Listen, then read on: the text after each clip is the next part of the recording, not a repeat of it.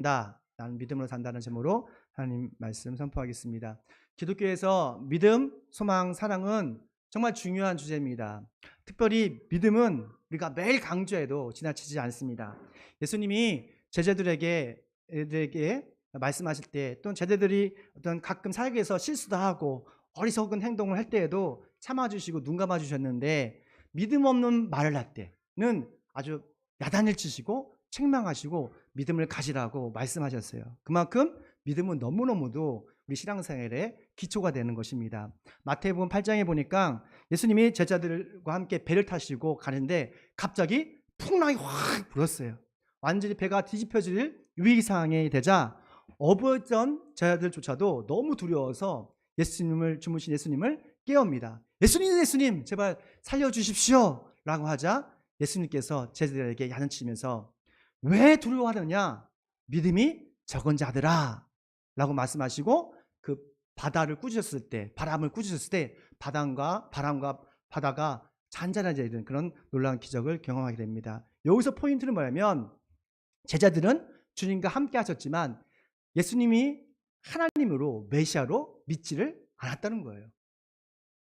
그러니까 우리가 매일 교회 다녀도 예배를 드려도 예수님을 하나님을 믿지 않으면 우리가 온전한 예배를 드릴 수가 없는 것이죠. 우리 성경적 믿음이 무엇일까? 믿음은 예수 그리스도십니다. 믿음이 뭐라고요? 믿음은 예수 그리스도세요. 되게 어렵습니다. 예수님이 믿음의 창조자이시고 완성자시세요. 우리 히브리서 12장 2절 말씀 있습니다.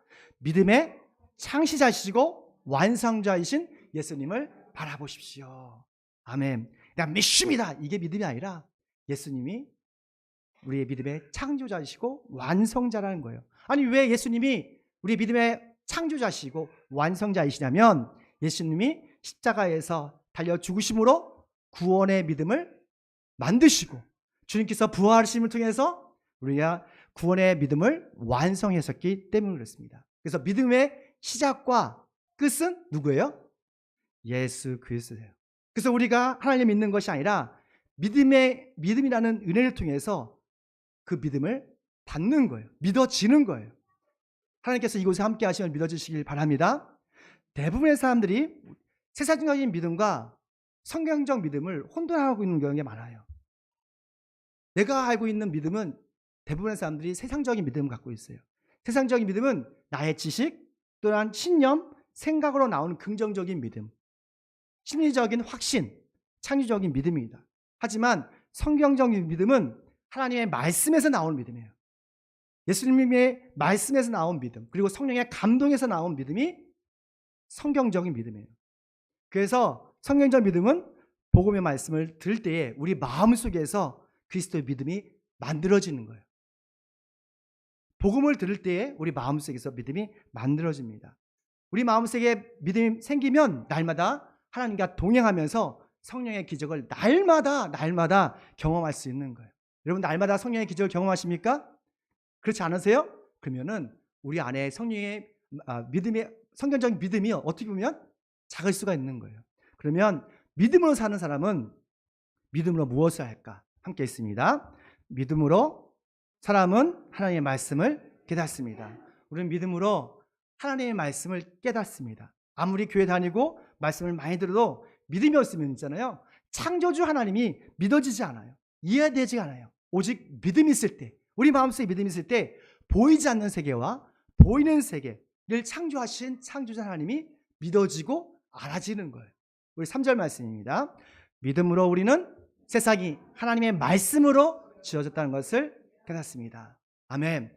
전지전능하신 하나님은 말씀으로 하늘과 땅을 창조하셨습니다. 바다를 창조하셨어요. 그리고 그곳에 사는 물고기, 동물, 생물, 이 모든 것을 창조하셨어요.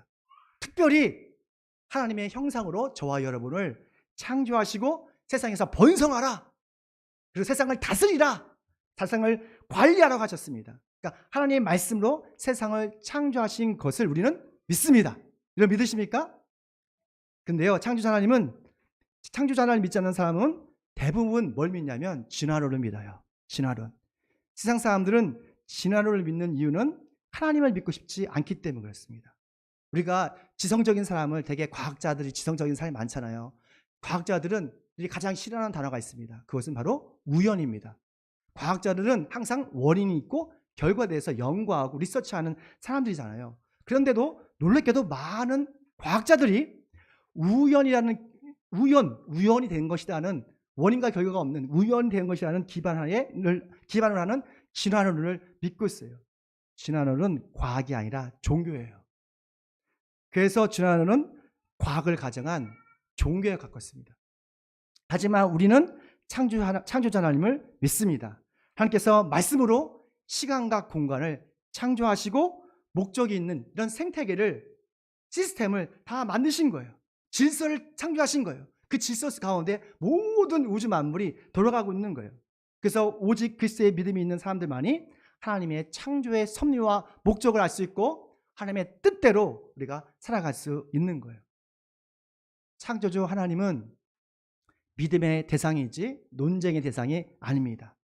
여러분 창세기 1장 1절에서 다시죠? 태초에 하나님이 천지를 창조하셨다. 이 말씀은 하나님께서 하나님의 행위에 대해서 말씀하시지 존재에 대해서 내가 누구라는 말을 하지 않아요. 하늘과 땅을 창조하셨다라고 하셔요. 왜냐하면 하나님은 인간의 인성과 지성과 감성을 창조하시고 인간의 지성과 과거를 초월하셔서 역사하시는 하나님이시기 때문이었습니다. 그래서 우리는 믿음과 정성을 다해서 창조하신 하나님께, 살아계신 하나님께 경배와 예배를 드릴 수가 있는 거예요. 그 자리에 여러분이 오신 겁니다. 함께 있습니다. 시작. 믿음으로 아벨은 하나님께 더 나은 제물을 드렸다는 거예요. 나는 믿음을 산다할 때 우리는 믿음으로 뭘 하냐면 다른 어떤 사람들보다 하나님께 더 나은 예배를 드릴 수가 있습니다. 하나님의 형상으로 창조된 사람은 하나님께 예배를 드릴 때에, 하나님을 찬양할 때에 참 만족과 행복을 느끼게 돼 있어요. 어떻게 하나님이 기뻐하시는 예배를 드릴까? 그것은 우리가 믿음으로 정성을 다해서, 뭘 다해서? 정성을 다해서 지극정성으로 하나님께 드릴 때 하나님께서 우리의 예배를 기뻐 받으십니다. 4절입니다. 있습니다. 믿음으로 아벨은 가인보다 더 나은 제물을 하나님께 드렸습니다. 이 제물을 드림으로써 그는 의인이라는 증언을 받았으니 그는 죽었지만 이 믿음으로 말미암아 아직도 말하고 있습니다. 아멘. 여러분 아담과 하와의 두 아들이 있습니다. 여러분 아시죠? 아벨과 가인이에요. 가인의 직업은 농부였어요. 많은 야채와 채소를 길러서 하나님께 제물을 바칩니다. 그리고 아벨의 직업은 뭐냐면 바로 목축업이었어요. 첫 번째 낳은 양, 여러분 양 새끼를 봤습니까? 강아지 새끼를 봤어요? 너무너무 귀엽잖아요. 여튼 새끼를, 첫 양을 하나님께 예물을 드렸어요. 그런데 똑같이 예배를 드렸는데 하나님께서는 가인의 제물을 받지 않으시고, 기쁘게 받지 않으시고 아벨의 제물을 기쁘게 받으셨어요. 왜 하나님은 가인과 아벨을 차별하실까요? 왜 하나님께서는 가인의 예배를 받지 않으시고 아벨의 예배를 받으셨습니까? 믿음의 진정성의 문제예요. 믿음의 진정성의 문제를 우리 말씀을 통해서 볼 수 있어요. 창세기 4장 말씀입니다. 함께 있습니다. 시작. 세월이 지난 뒤에 가인은 땅에서 거둔 곡식을 주님께 제물 바치고 아벨은 맛배의 기름을 바쳤다. 아멘. 그러니까 가인과 아벨은 하나님이 살아계심을 알았어요. 그리고 하나님께 예배 드리는 것이 얼마나 중요한지를 알고 있었어요. 하지만 가인은 일상적인 곡식 가운데 그랬어요. 내 영어를 보니까 an offering of the fruit, 그러니까 여러 가지 과일 중에서 하나를 드린 거예요. 뻔한 과일을 드린 거예요. 근데 아벨은 그의 가축 중에 첫 번째 난 것, the firstborn of his flock, 많은 어떤 양이 있고 염소가 있었지만 그 중에서 가장 첫 번째 난 것. 여러분 첫 새끼가 얼마나 귀한지 아시죠? 저도 강아지를 이렇게 우리 집안에 개가 강아지 낳은 적인데 너무너무 귀여운 거예요. 근데 이 가장 그 새끼를 드렸다는 것은 뭐예요? 가장 귀한 것, 그리고 소중한 것을 드렸다는 거예요. 하나님은 우리의 믿음과 정성을 다해서 드리는 예배를 기뻐하세요. 하나님이 기뻐하시는 예배자는 예배 시간을 가볍게 여기지 않습니다. 예배자는 예배 시간을 가장 거룩하고 영광스럽고 그리고 진심을 다해서 드리는 예배자예요. 그리고 믿음으로 예배 시간을 잘 지키고 우리가 찬양과 기도를 할 때 어떻게 해야 돼요? 열정적으로 드리는 거예요. 살아계신 하나님, 그리고 우리 예배 가운데 함께 하시는 우리 찬양을 받으시는 하나님께 열정적으로 듣는 거예요. 그 참 예배자는 믿음으로 설교 말씀을 하나님의 음성으로 믿고 집중해서 경청하는 사람입니다. 이럴 때 하나님께서는 우리 예배를 기뻐 받으시는 거예요. 근데 우리는 대부분의 사람들이 이 뻔한 예배를 드려요. 어제나 오늘이나 한결같이. 우리 모두가 가인처럼 뻔한 예배가 아니라 아벨처럼 믿음으로 정성을 다하여 하나님께 예배드리는 그 하나님의 기뻐하시는 예배자가 되길 소망합니다. 네, 3번째입니다. 함께 있습니다. 믿음으로 에녹은 주님과 동행하며 살다가 승천했습니다. 나는 믿음으로 산다는 것은 주님과 함께 동행한다는 거예요.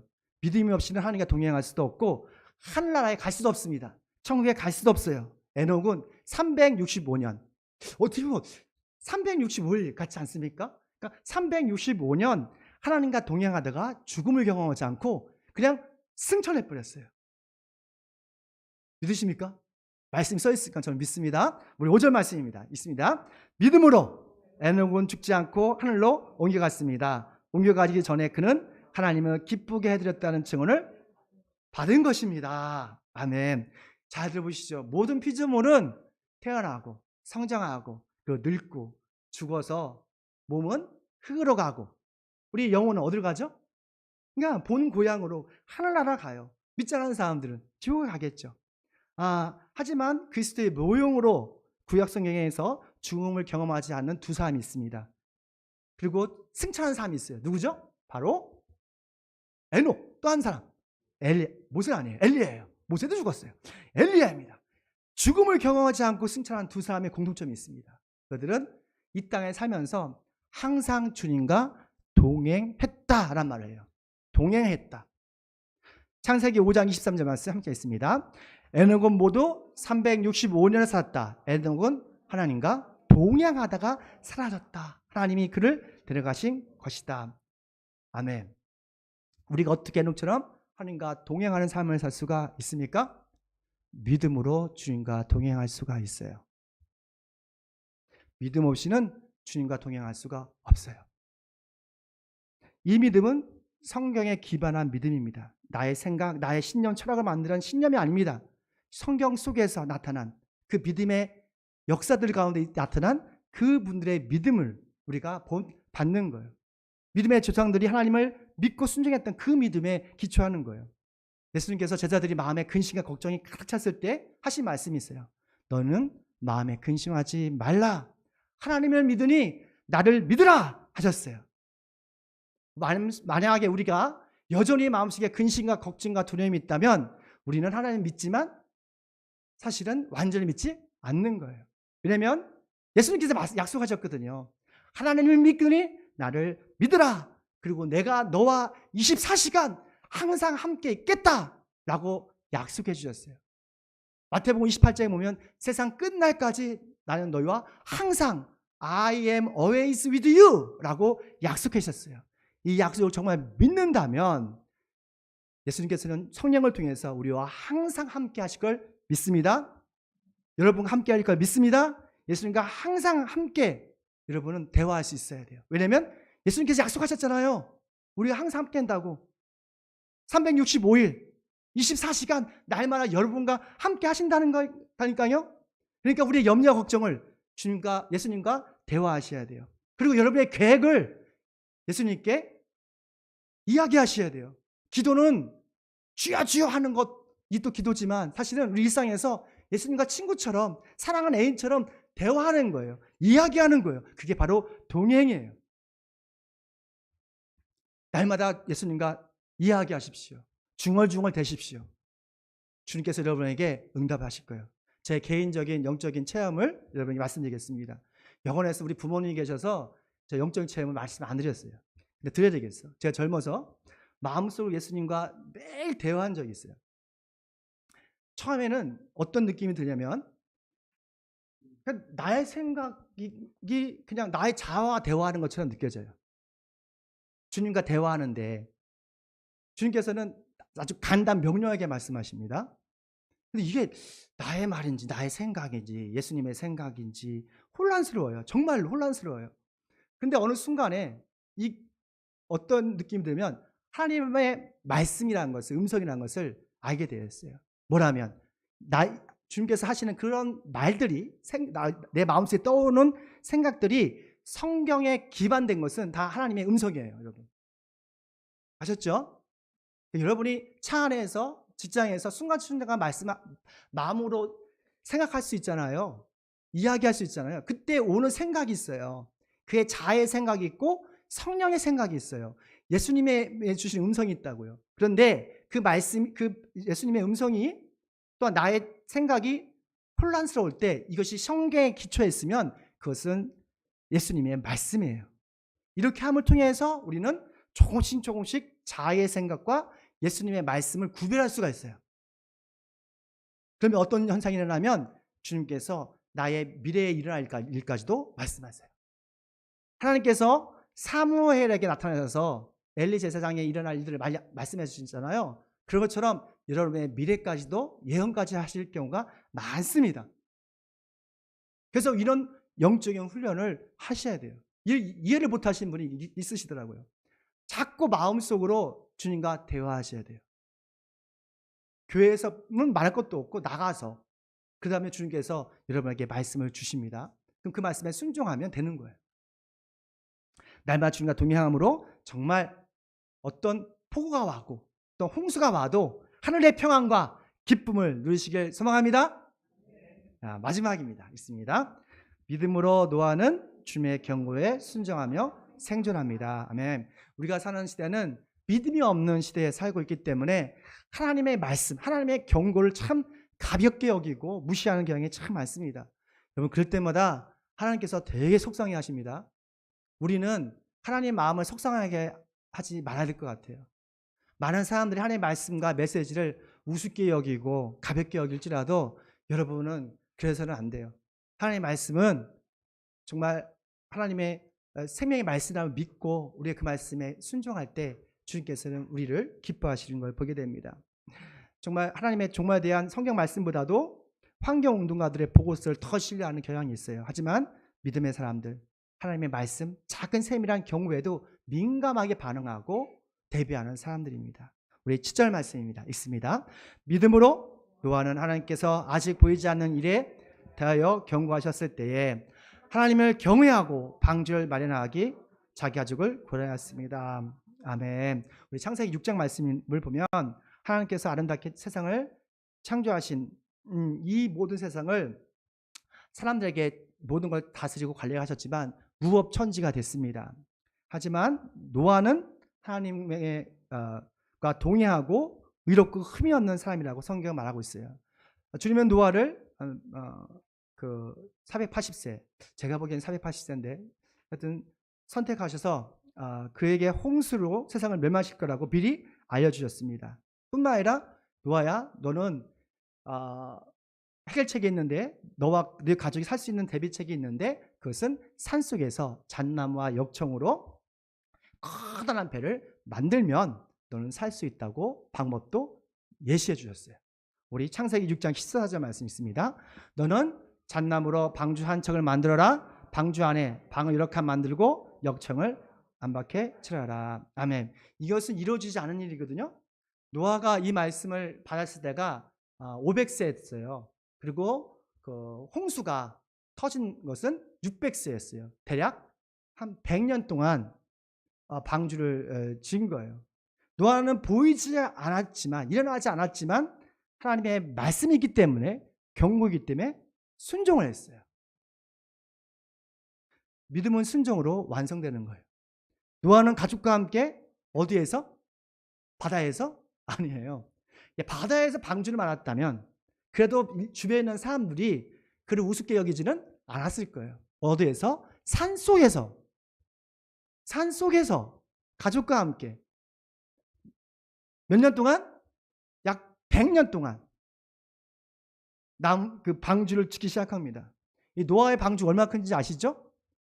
축구장이 1.3배예요. 길이가 137m, 높이가 14m, 5층 건물 되겠죠.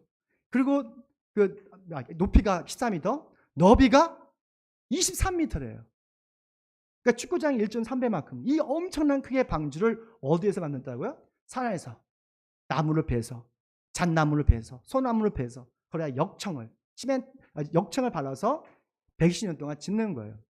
만약 주님께서 여러분에게 노아처럼 우리에게 명령하시면 순종할 수 있어요? 산속에서 방주를 건설하는 것처럼 더불어교회에서 열심히 예배드리고 선교와 구제를 하고 컴패션 사역을 하고 예수님처럼 선교적 삶을 살라고 말씀하시면 여러분 순종할 수 있습니까? 아멘. 아멘 하시길 축원합니다. 네. 정말 영혼이 없는 믿음이 죽은 것처럼 행함이 없는 믿음은 죽었다고 말씀하고 있어요. 믿음의 사람은 하나님 말씀에 순종함으로 믿음을 완성시킵니다. 우리도 노아처럼 하나님 말씀에 믿음을 순종함으로 우리와 우리 모두 가족이 어떤 재앙에 있어도 생존하는 믿음의 사람 되길 축원합니다. 우리 모두가 믿음으로 아벨처럼 최고의 예배를 드리고 믿음으로 에녹처럼 주님과 매일 동행하고 믿음으로 노아처럼 순종함으로 구원을 받는 믿음으로 사는 사람이 되시길 축원합니다. 기도하겠습니다. 믿음의 창조자이시고 완성자이신 예수님을 찬양합니다.